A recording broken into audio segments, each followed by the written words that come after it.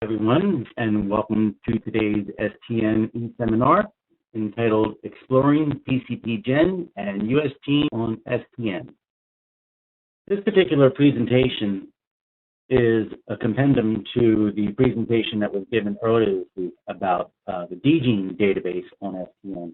And hopefully you were able to attend that. This will have some similar ideas in terms of doing some blast searching, but it's also going to now cover some unique ideas in terms of also doing some multi-file searching across all three of these databases. So the agenda for today's e-seminar is we're going to be talking in detail about PCTGEN. We're going to talk about its content and how the content is generated and curated. And then we'll talk about the USGENE database, also how its content is created and curated. And once we finish with that portion of the talk, then we'll run through a multi-file blast search.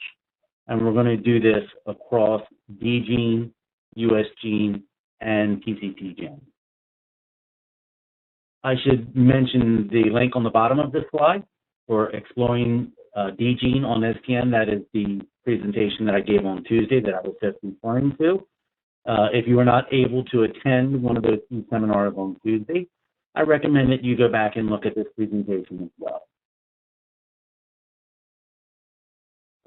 Okay, so let's get started by talking about PCTGEN.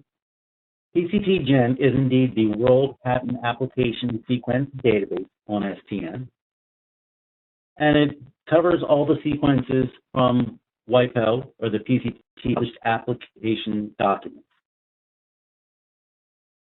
This is very much a first level type of database. There's not the value add, for example, that you would find in DGENE, but there is bibliographic information in PCTGEN, including the publication information, document number, date of issue, also any application information that you may be interested in, dates, numbers. Also, any assignee information or inventor information that is available for these documents. Also in the database, for these records, you'll find sequence details, including the organism name, the length of the sequence, the molecule type, the seq ID number, if there is one, for the particular sequence, and any unique features for that.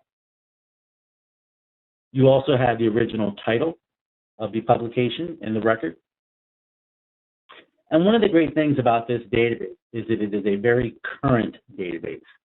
The sequences usually get into the database within 24 hours of publication from WIPO. So it is a very, very current, up-to-date database. Now, there is the occasional time where it will take longer, but the vast majority of sequences are actually in the database within 24 hours of publication of the document. And there are sequences from 2001 forward.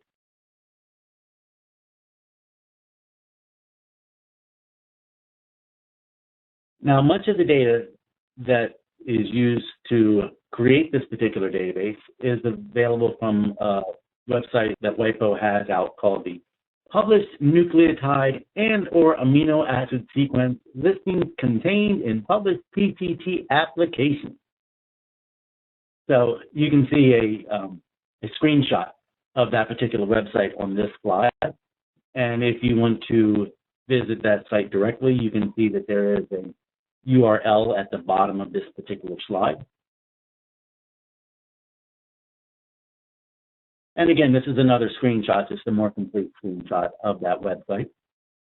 And this shows, for example, the sequence listings that appeared on the published week of January 28, 2010.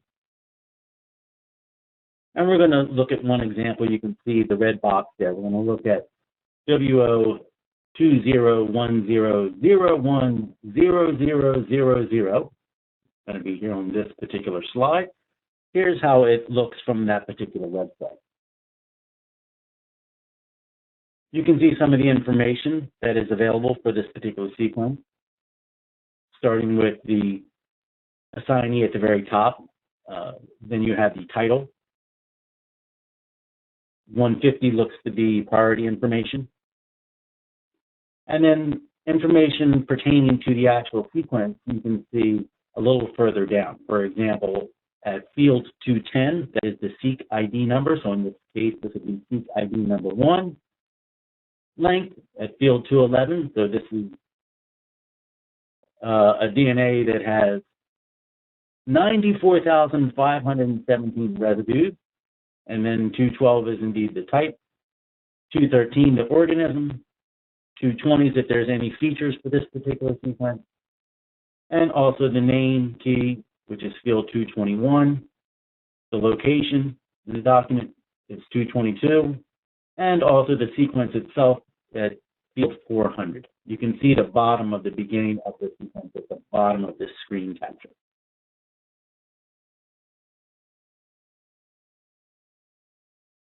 Now, this is how that particular sequence record looks on STN. First of all, you can notice highlighted in red is the accession number. In PCTGEN, the accession number is the publication number, and then a period, and then another number. The period represents the distinction between the publication number, and to the right of the period is the seq ID number. And again, this slide kind of illustrates how current and how quickly the information gets into the database. It was published on January 28th of 2010, and it entered the database the very next day. ED is the entry date of this record into the database. For those of you that are familiar with the standardized STN sequences, you can see the sequence layout in the SEQ field on this particular slide.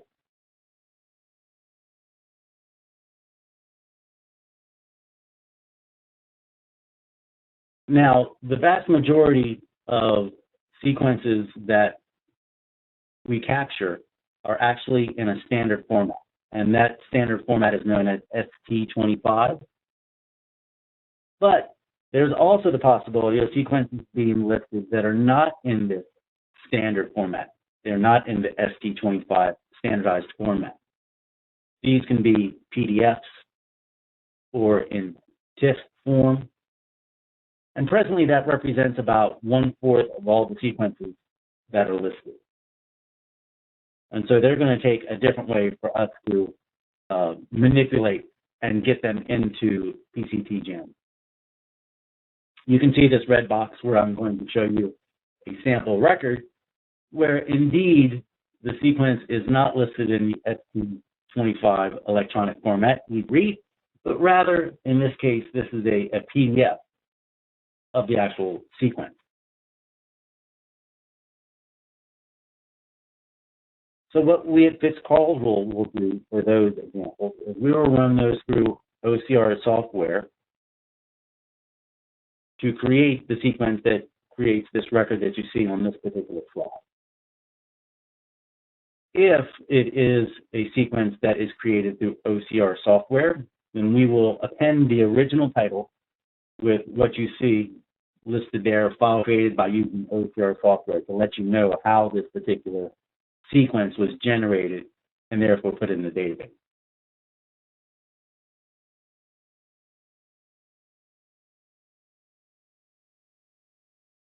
This slide kind of shows the workflow that goes through the process of Fitz-Carlsruhe creating the PCTGEN database in combination with WIPO. So first of all, we get an FTP transfer.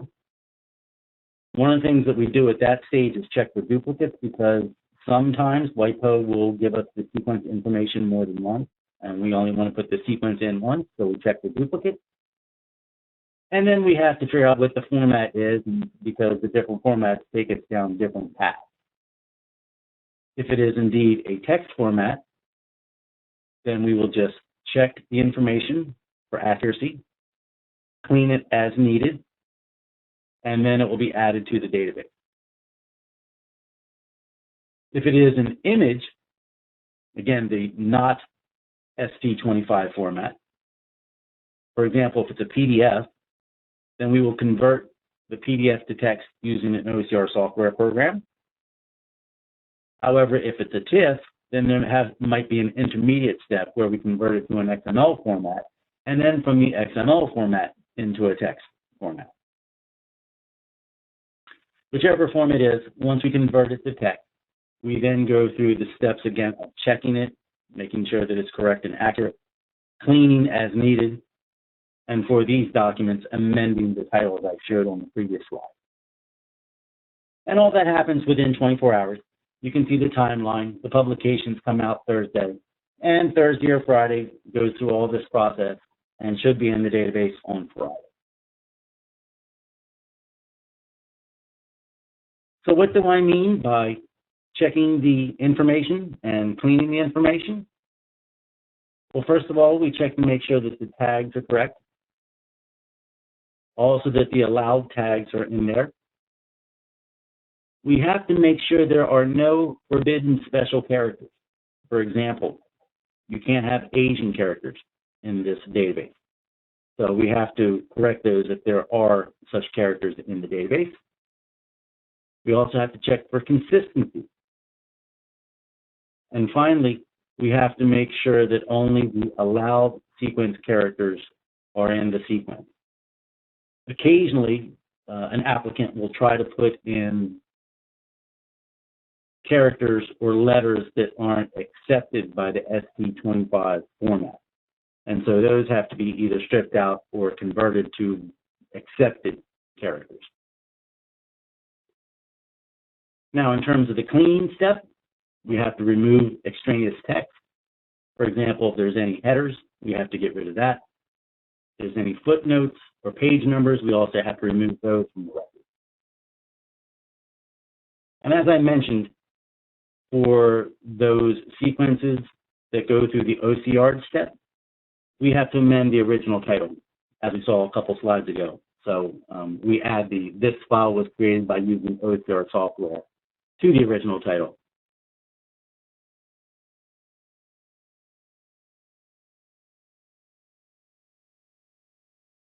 So this kind of goes through the various steps. This is an example of, again, of an image file. You convert it from the image to the OCR version. Then we have to check that and make sure that all the characters are correct. Make sure it's clean. One of the things you might want to notice if you look at this actual sequence is that third amino acid residue. It was originally GLN in the image format, but OCR saw that as 01N. Well, those aren't acceptable characters. So the system will recognize that these are not acceptable characters, and then we have to go back and manually clean and correct that information. And so you can see that now it is, again, the correct amino acid of GLN.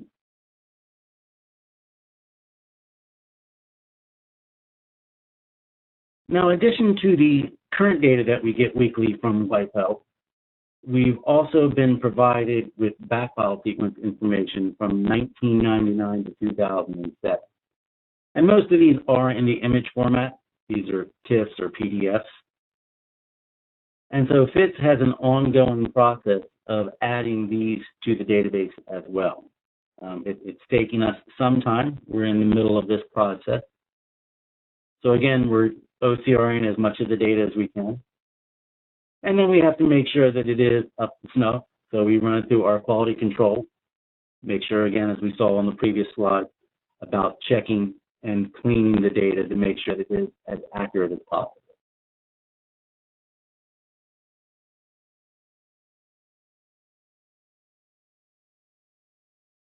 Here's an example of a record which the publication actually came out in 2007, but FITS Carlsruhe recently got that record from WIPO, converted it to OCR data, as you can see from the title. And then we added it to the database just earlier this year. You can see that we added it on April 18th of 2013. So this, again, is a work in progress. We eventually will have it complete, but we are in the middle of adding all this data to PCTGEN.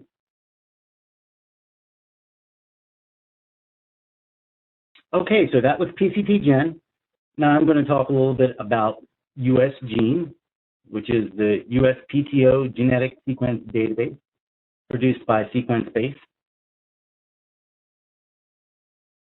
USGENE has sequences from both published applications and granted patents from the USPTO. This is also mostly a first-level database. There is a little bit of value add, but a lot of it is just the raw data as it comes out of the USPTO. The records can contain bibliographic information, including all the publication numbers and dates, application priority information, and also assignees and inventors. There's also sequence details, including the organism name, the sequence length, the molecule type, seq ID number when available, any unique features for this particular sequence, and also the patent sequence location. Now, PCTGEN did not have this field, but USGENE does have patent sequence location information. Also, you have the original title, you have the front page abstract, and you have all of the claims in the records as well. And this is also a very current database. It's updated every week, usually on Fridays, and it will contain information for both the granted patent, which came out on Tuesday of that week, and the published applications came out Thursday. So within 1 to 3 days of publication, depending on which type of document you're actually talking about. And there are sequences going as far back as 1981 in this particular database.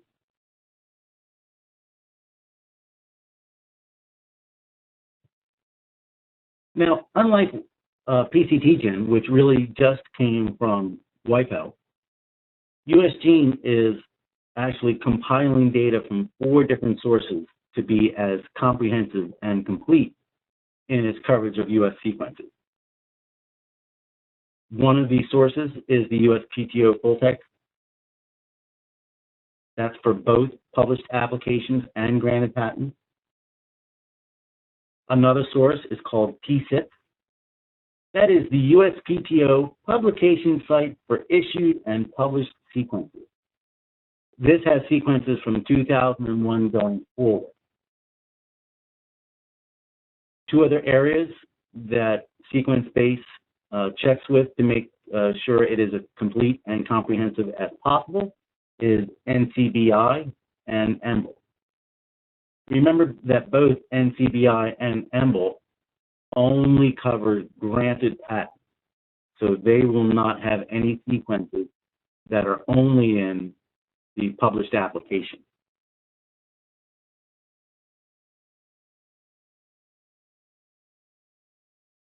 There is a unique field in USGENE called the source field, and the search qualifier is SSO.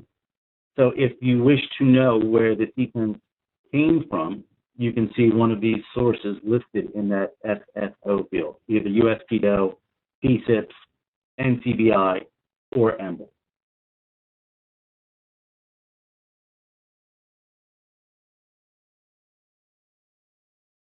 Here is a sample sequence. Again, this is in the ST25 format, and you can see the published application that this is from in the bottom left-hand corner of this slide. Again, it looks very much like the sample record we saw for PCTGEN. You've got seq ID in field 210, you've got the length in 211, the type in 212, et cetera, et cetera. So this is the raw data. And then this is how it is molded into the, if you will, STN standard format of all the sequence databases that this crawlable loads up. So again, in this case, the USGENE accession number is very similar to the PCTGEN accession number. To the left of the period, you have the document number. And to the right of the period, you have the seq ID number when the sequence indeed has a seq ID number. You can see the publication information, for example. Down in the SSO field, you can see that this particular sequence was captured from the USPTO. That means the USPTO full text system.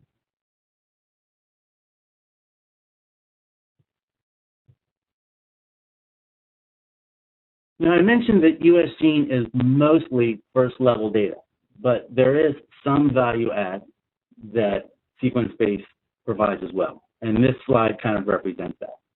If you look closely at what's in this red box, seq ID looks kind of corrupted. It looks like there are a list of amino acid residues, and then mixed in there are some numbers. Well, those numbers should not be there.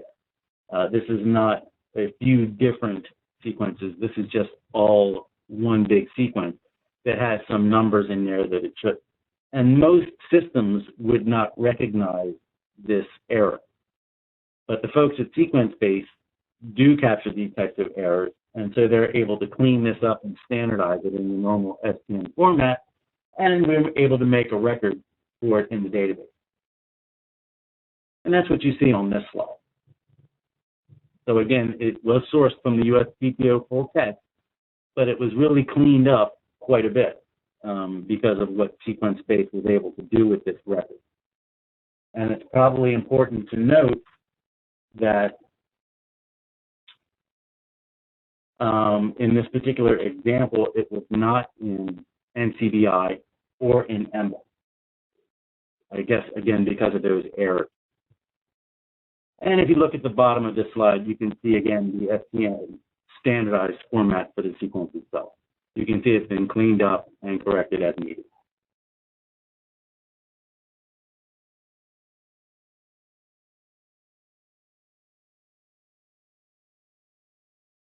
Now, remember that PCTGEN starts in 2001, but USGENE has sequences going all the way back to 1981. So there are certainly listings before Standard 25 was around, before PCTGEN was around, and this slide shows an example of that. This is from granted patent 6222029.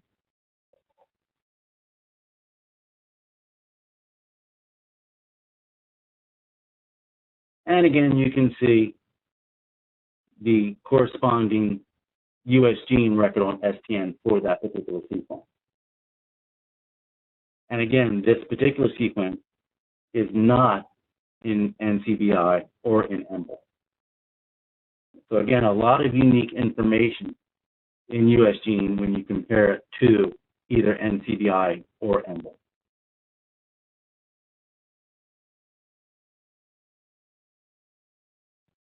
So here's an example of a sequence that was not captured through PCTGEN or USPTO, but rather was captured by going to NCBI and the EMBL site and monitoring those as well.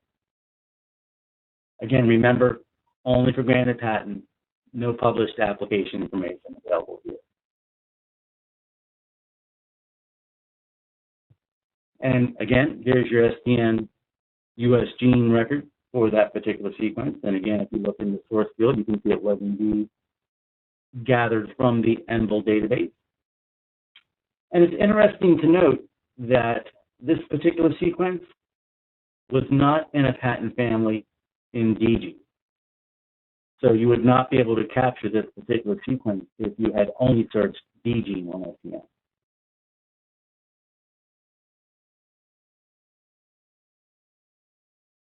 The other thing that's interesting to note on this particular slide is that this particular sequence did not have a seq ID number, but it is the second sequence for that particular US grant patent. So that number 2 at the accession number doesn't really represent seq ID number as the official. There's no official seq ID number for this sequence. This was simply the second sequence that was found for this particular document.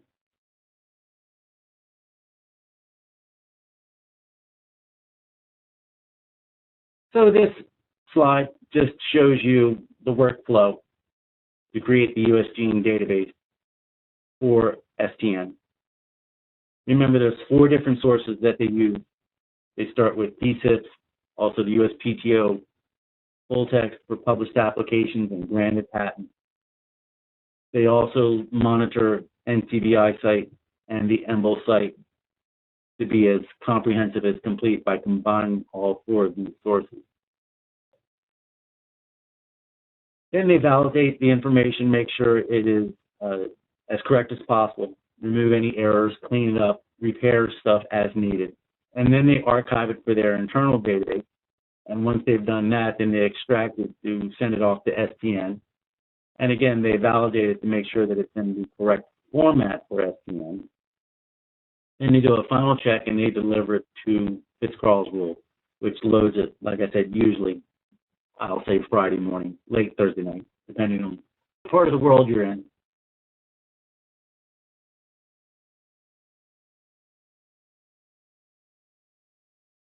Now, as I mentioned, one of the fields that are available in USGENE is the patent sequence location.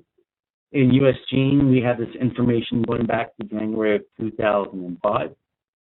And this patent sequence location will contain two bits of information. It will contain the seek ID number, and if it's referenced in the claim, it will tell you exactly which claim it was referenced in. So in this example, you can see that seek ID number 4 was listed in claim 12, which is nice. If you want to limit your search to only those sequences which appear in the claims explicitly, you can certainly do that by the search example you see at the bottom of this slide. So in this case, L1 is our sequence set, and we only want those sequences which are listed in the claim. So you can see we added that with claim to appear in the patent sequence location field.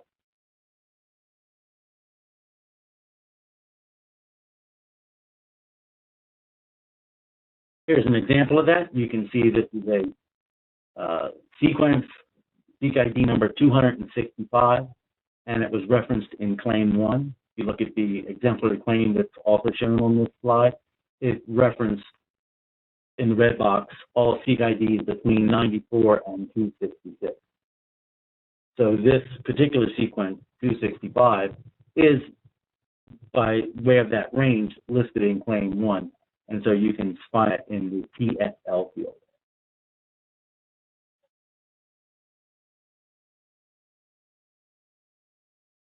Another bit of value add that USGENE does is they try to clean up the organism name field.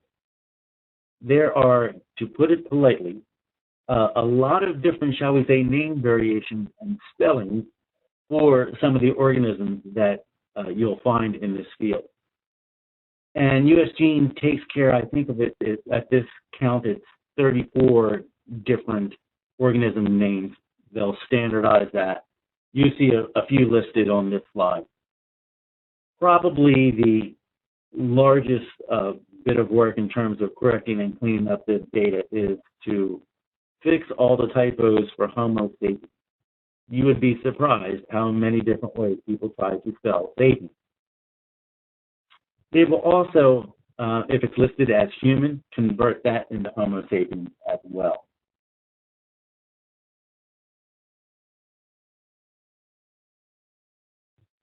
This slide kind of illustrates that. You can see in the original sequence listing Homo sapiens, see the spelling there? But then on STN, when you go into USGENE and you look in the organism field, you can see that it has been corrected to Homo sapiens.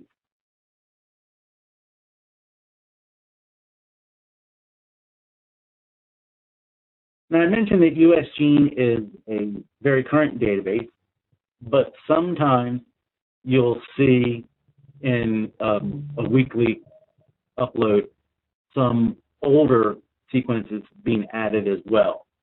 And there are a couple different reasons for that. Occasionally, data may fail automated validation and repair steps, so it takes SequenceBase a while to correct that manually. And so it will take them longer to actually fix all of the errors and get that into the database. SequenceBase also runs routine checks, so that may identify completely missing documents that obviously refer to sequences, and then they can go back to the USPTO and grab those documents and look at those in more detail and add sequences from that as needed.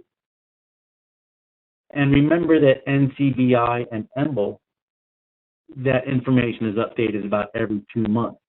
So if in one of their updates, they actually have publication sequences that are a month or two old, then that's the first time USGENE sees them, captures them, and adds them to the database.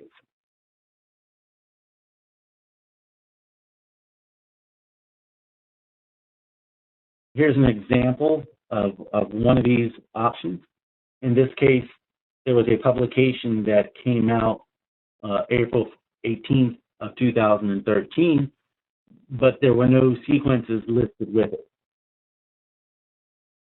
Sequence-based recognized that this is a document which looks like it should have sequences, and so they went back to the USPTO and indeed found that there were sequences associated with this document, and so they were able to add that to the database. You can see down there the ED date. They actually added this one on May 9th of 2013. That's when it was added to the STN system of USGENE.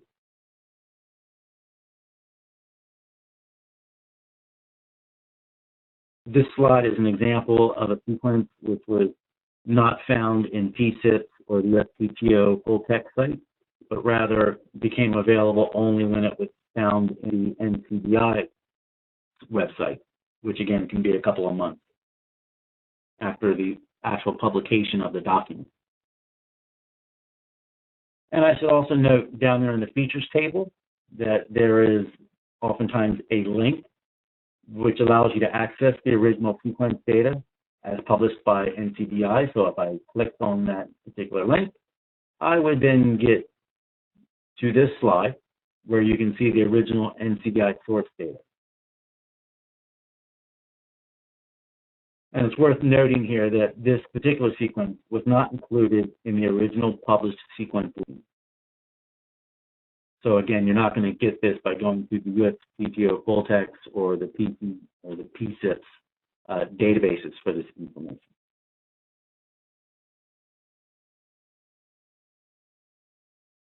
Okay, so that was PCTGEN and USGENE. Now I'm going to go ahead and walk through a blast search across the 3 Fitzcarralds rule loaded sequence databases, DGENE, USGENE, and PCTGEN.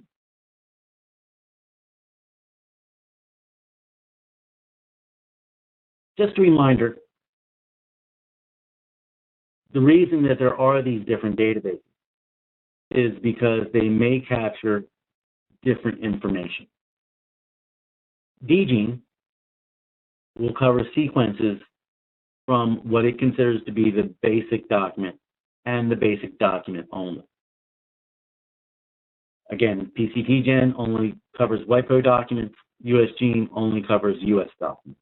So in the example here, if you look at that middle box, which represents WP index, you can see a patent family where there's a Chinese document as the basic. But there are also family members from WIPO, Japan, Europe, and the United States. Well, in DGENE, you're going to get sequences from the Chinese document only. If there are any unique sequences in the WIPO document, you're not going to see those in DGENE. If there are any unique sequences in the US document, you're not going to see those in DGENE either. So when you want to be comprehensive in your searching, it's really in your best interest to search all 3 of these databases.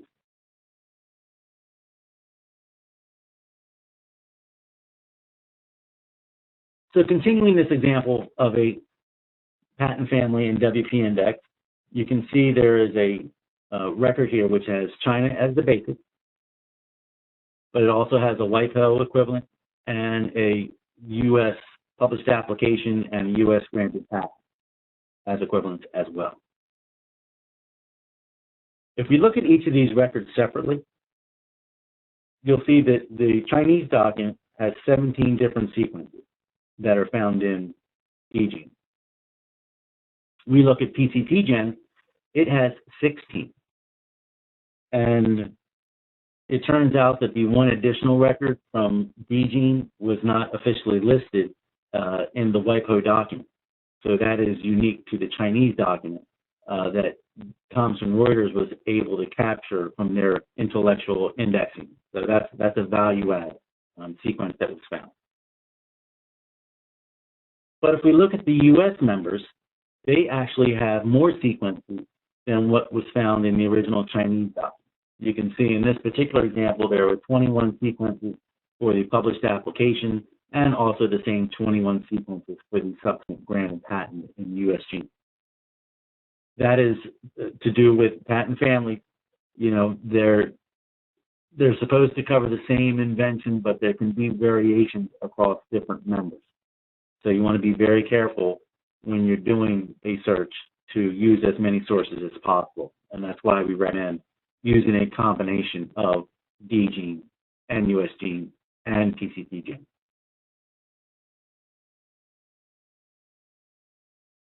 All right, so let's go ahead and run through an example here. You can see that there is a sequence that we're going to use for our example here. This is a Homo sapiens D-amino acid oxidase. And you can see we actually have the NCBI number there. And what we're going to do is we're going to run a blast search where we're looking for any sequences which have an 80% or better similarity score.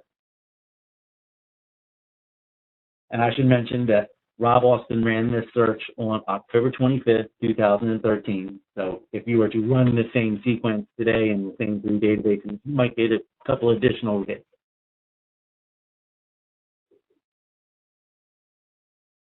Okay, so how are we going to run this? Well, we're going to run it as a blast search, and we're also going to do this as a batch search. We're going to run it concurrently in all three databases by using the batch option. Once all three sequences have run to completion, then we're going to merge the subsequent records together using the dupe identify command. We're going to organize by patent family and display the records. Then we're going to end up with post-processing, the results that we get from all three of these databases, and Rob used the STN Express table tool to create the post-processing chart that you'll see at the end of this presentation.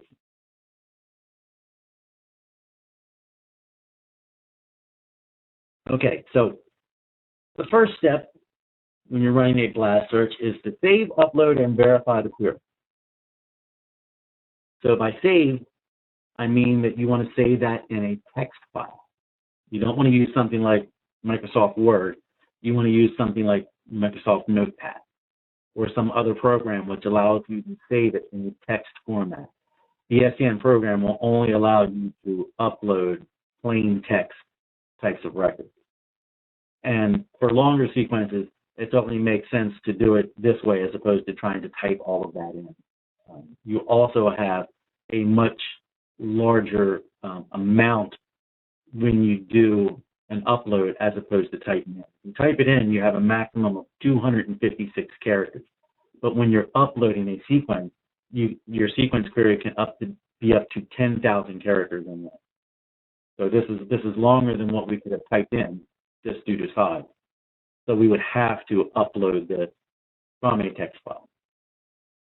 Now you notice in this Notepad little file that it still has the header. You don't have to worry about taking out the headers or taking out spaces or any numbers that appear in your sequence. The STN Express wizard will actually strip all that information out prior to uploading it. So you don't have to worry about that. You can keep your headers if you want in your Notepad records.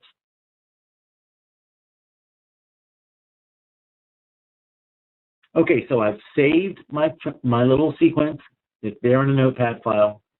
I go on to STN Express, and once it's completely loaded up and puts me in file home, in the lower left-hand corner there is a Discover button. And if you click on that Discover button, you will get the menu that you see on the left side of the screen. And you want to select Upload Sequence or Structure to STN, at which point a new menu box opens up. And when you first open it up, it's going to be blank, so you want to click on the Browse button. And then you go out and find your little notepad file. And then you click Next. And then the system asks you which sequence database do you wish to upload this to. And you have the option of USGENE, STN, or PCTGEN. Once you select your database of choice, then you just click Finish. And the system will automatically put you in the database that you selected. So these two commands that you see in red are actually created automatically by the wizard. So we've selected USGENE, so it puts us in USGENE, and then it uploads the sequence of questions. And one of the things I like about this is it will show you exactly where your file is that you're uploading. This is nice if you need to update an existing search, let's say 6 months later. You can just pull up your transcript and it says, oh yeah, your file is over here. So you can just go back and you know you're getting the same sequence. Once the system tells you that the upload has successfully completed, then we recommend that you display your sequence that you've uploaded. You do that with the command D_LQUE. In this case, you see we displayed L1 because that is our uploaded sequence, L1 at this point. And now we can run a blast search across the sequence in all 3 databases. We don't need to upload it for each database. Once it's uploaded once, we can go ahead and use this across STN, USGENE, and PCTGEN. So we go into DGENE, run blast L1/SQP. SQP is the search qualifier for peptides. And then you see -F space F. That is a blast parameter. And what that is basically telling the system is the low complexity filter is on by default, but I want you to turn it off. I would recommend that you always turn the low complexity filter off. I find that it gives you more accurate scoring on your sequences when you turn your low complexity filter off rather than if you had left it on. And then at the end of our search command here, you can see that Rob ran this as a batch search. When you ask the system to run it as a batch search, first thing it does is it asks you for a name, and the name used here is DAOP. And then it says, do you want to be notified by email once it's complete? If so, put in an email address. And so you can see Rob's email address there. And then it begins to run. You can see that at the bottom of this screen, it says batch processing started for DAOP. I don't have to wait for it to run to completion. I can immediately go into the next database, in this case USGENE, and I can run my blast search there. And you can see once again, it is being run as a batch search.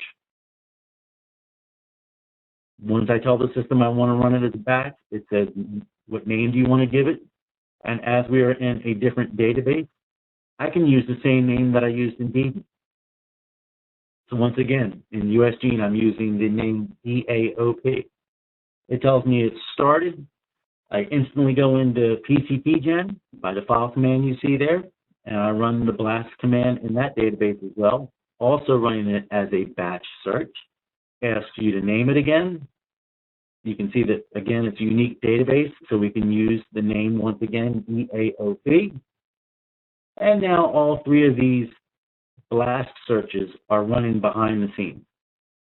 At this point, you can log off, do a log Y, or in this example, you can see that we did a log H, which just means that we're not going to be charged anything, but my system will keep me current for the next 2 hours.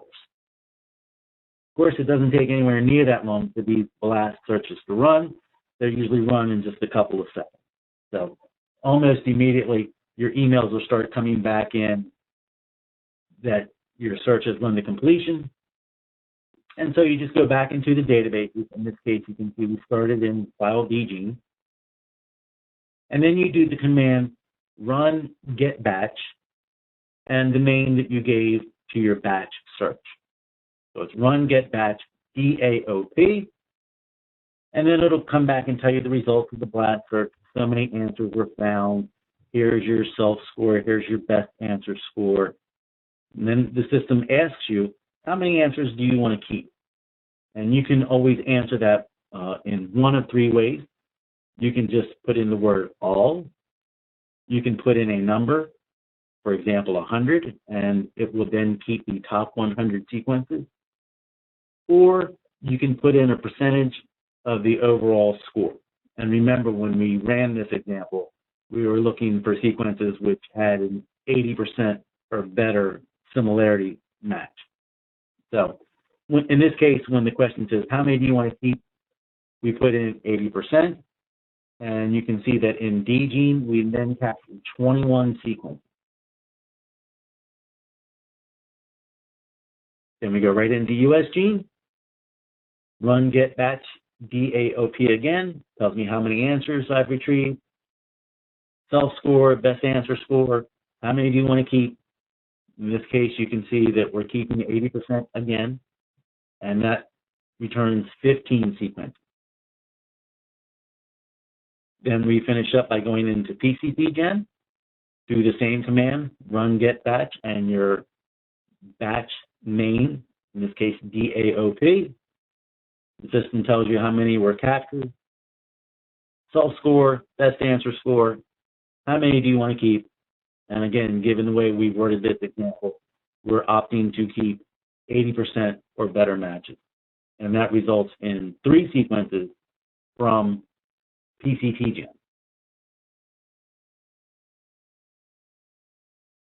So the next step here is to merge those 3 sets into one, and then organize by patent family and display the results.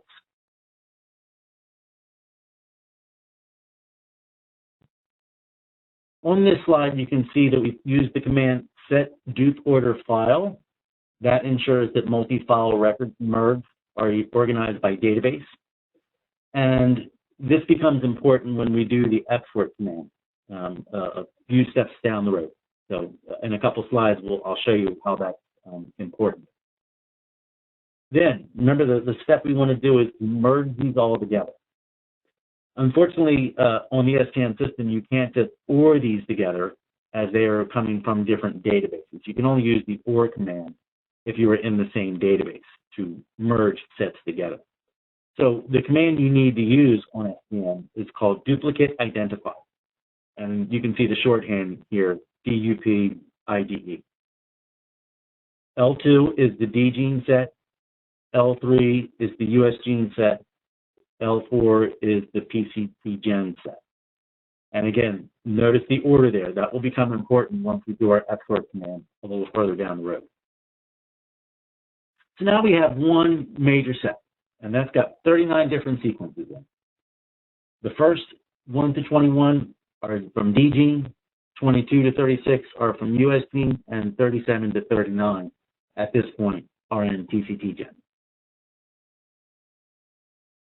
We're not going to refine this set at all. We're not going to be looking for additional keywords to appear or to be assigned to certain companies or have certain inventors listed or any sort of publication dates or priority dates, anything like that. We're just going to take these 39 records and now we're going to want to look at them. But before we look at them, we want to put them in some sort of order so that the best hits are at the top and the lowest ranking hits are kind of at the bottom. So we're going to use the sort command. And there's actually 2 ways that you can sort on STN when you're doing sequence blast type of searching. You can sort by overall score, or you can sort by identity.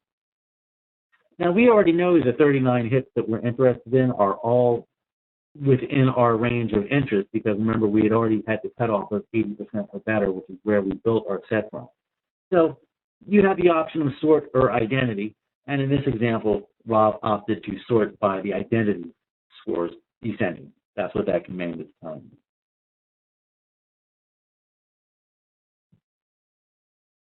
So from that set, you then display in a free of charge format, and the format that's used here is trial information plus the score plus the alignment for all 39 sequence records. You can stack commands on STN by simply using the semicolon, which is what's happening here. As soon as the system finishes displaying all 39 records, it's instantly going to put you in STN guide. That's what that file STN guide command is doing. And the reason you do that is that STN guide doesn't charge you any connect time. So once you've displayed these and you're in STN guide, you can scroll back up and look at these at your leisure and not have to worry about watching the clock because you're incurring online connect charges. So this is our first hit. It comes from USGENE, and you can see down here in the identity field, it does have a 100% match. As we would expected by doing the sort command for identities, those with the highest identity percentages are going to come to the top of the data, or the top of the record set. Here's another one. This one's from DGENE, and you can see that once again you have a 100% identity match. And here's our best PCTGEN record, and in this case you actually have a 99% identity match. Right here in the middle of this first query line, you can see that the query sequence had a D residue, and what was returned had an H residue, and so there is that one non-match. So your identity score is 99% in the PCTGEN sequence.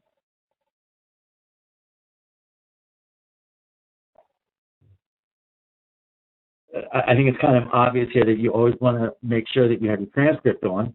I will say that I usually turn my transcript on as soon as I log on to STN Express. It's one of the first things that asks you, so I always just turn it on then. But if you don't, and you do want to turn it on, there is a little button at the top of the STN toolbar. You can see it there looks kind of like a page with the corner flat over. And you can click on that, and then it will ask you to name a transcript, and also if you wish to capture retrospectively what you've already done. And again, if you're doing this at the end of your search, I would say yes, you should want to capture retrospectively. So be sure to check that box when you do this step.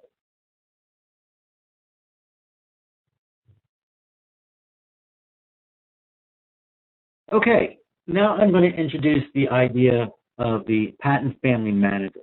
This is a wizard that is available on STN as well. So you can see that once again, down there in that lower left-hand corner, you have your Discover button. Click on that, and one of your options here is your patent family manager. You can see that there are a few different options when the menu box opens up.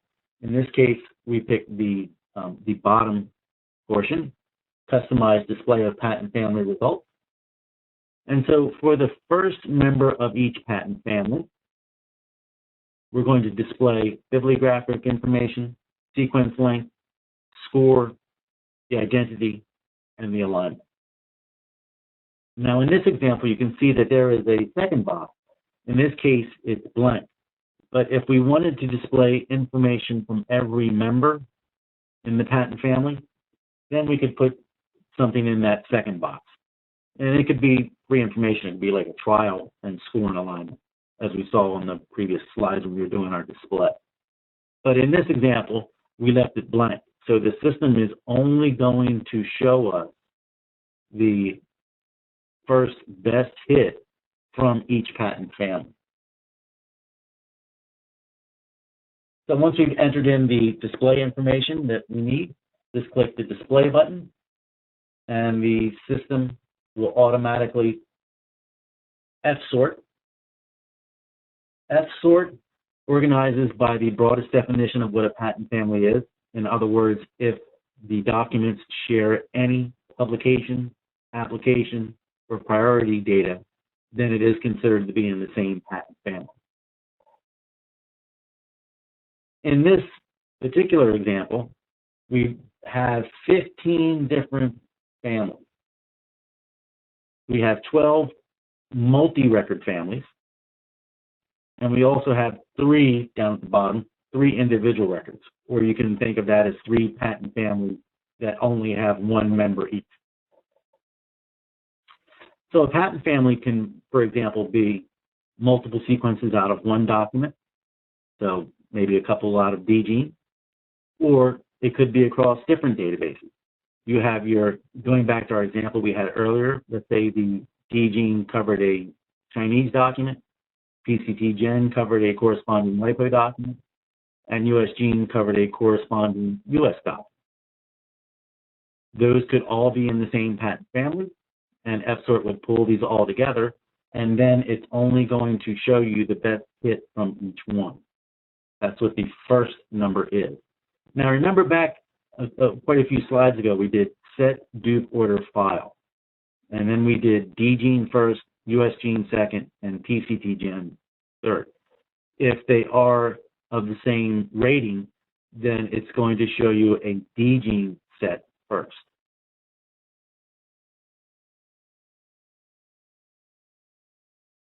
And again, the commands you see in red are ones that are being created automatically by the Patent Family Manager wizard. So that display command you see is, we didn't type this in, the system typed that in for us. And you can see this is now the best answer out of the first patent family, and it's from USGENE. That means there was no better DGENE hit in this particular first patent family. And again, you can see it's got a 100% match both in score and in identity score.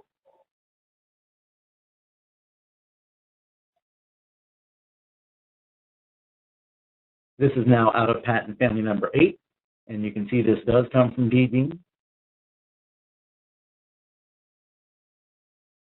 This is one of the individual records. This is one of the 3 individual records you saw at the bottom, and again, this one comes into USGENE. That means there was no DGENE equivalent or PCTGEN equivalent. Okay, I'm going to wrap this up by talking about some post-processing. I'm going to use the STN Express table tool. That's available on the main STN Express toolbar. So after you've finished your searching, your displaying, you go ahead and log off of STN. Go to this STN Express toolbar, click the table tool button, and the first thing it does, it asks you what transcript you want to create your table from, and it defaults to the last one you created. So that's the one we're going to use here.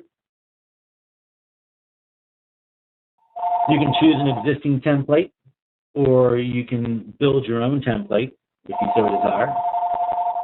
And in this case, it's going to ask you the content, which set do you want to create your table from, and we're going to click on L7 in this example. That is the DGENE, USGENE, PCTGEN F-sorted answer set. And then it's going to ask you what fields. Now, if you had selected a template that you had created before, you can just use that one, or you can build one on the fly. And you can take an existing one and kind of modify it as so desired. You can move selected fields up and down. You can see these move buttons here. That moves the particular column more to the left or more to the right, whether you having it going up or down. And again, you can see there are more things, options you can choose: highlighting, cover page, header, footer, statistics. If you're not going to include any of those in your table, you can just click Finish, as you see down there on the bottom. And then you get this chart or this table. One of the things that I will tell you is not perfect in the system is this alignment column. When you first build your table, that column is not going to be wide enough, and so your alignment's not going to be correct. But it's very easy to fix. All you do is you take your line here at the end of your black alignment column, and you simply click and drag, pulling it out until it's large enough that the alignment reappears. So this slide capture is after that has already happened. It's already been cleaned, so the alignment looks nice and neat. But when you first make your table tool, that doesn't actually happen. You have to make it be that width. You can do that with any column. You can see patent titles here, sequence description. You can make them as wide or as narrow as you so desire to make the table look cleaner, prettier, whatever you like. But it's the black alignment one that as soon as I make my table correct, the first thing I do is I yank it across to make it the right width. Once you've done all that, you then want to save it, And again, you can save it as an STN table tool, or you can actually save it in other formats. And if you're going to share this with other people, maybe folks who don't have access to STN, you might want to save it in a different format.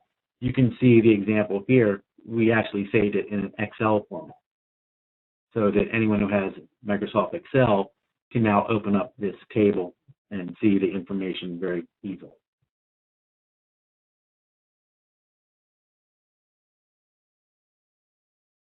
Again, this is your Excel format, and this is where Rob talked about resizing the columns to make sure, for example, the blast fits. He says the 77 is the proper thing.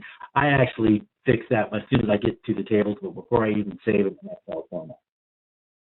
But in Excel format, you also have the ability to freeze panes to hold the top row. So when you scroll down, you can still see all the different fields. You can add filters in case you wanted to search by blast % identity, which is one of the fields that we have in the table tool, or in this table example.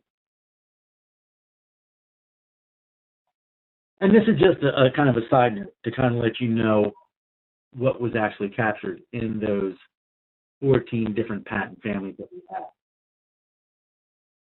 3 of them had DGENE members, USGENE, and PCTGEN members. 5 of them had DGENE and USGENE members. 4 of those were exclusive to DGENE. In other words, there was no USGENE equivalent, no PCTGEN equivalent. And 2 of those were USGENE unique sequences. No DGENE equivalent, no PCTGEN equivalent.